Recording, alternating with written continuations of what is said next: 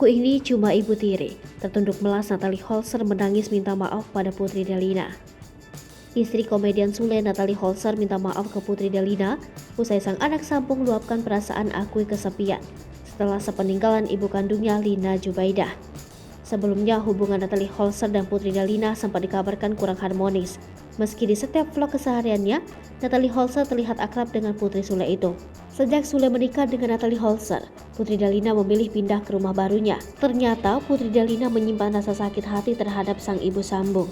Dilansir dari kanal YouTube Maya Al-Elzul TV beberapa waktu lalu, Putri Delina mengaku mulai tak akur dengan istri baru Sule itu sejak Natalie Holzer minggat dari rumah.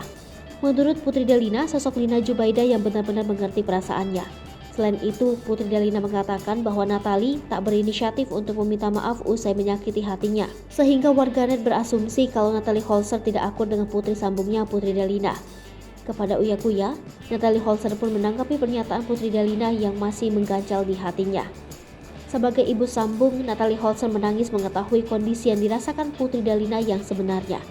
Sementara itu, Natalie menuturkan bahwa Sule sebagai ayah kandung seharusnya berperan sebagai mediator agar permasalahan keluarganya bisa diselesaikan. Terkait disebut tak berinisiatif meminta maaf kepada Putri Delina, Natalie Holzer menilai dirinya tak bisa bertindak banyak mengingat statusnya sebagai ibu sambung. Natalie berharap agar Putri juga bisa memahami statusnya sebagai ibu sambung yang masih terus banyak belajar. Natalie berharap agar anak sambungnya ini kembali dekat dengannya seperti dahulu. Warganet pun tak ketinggalan memberikan komentar dan mendukung Natalie.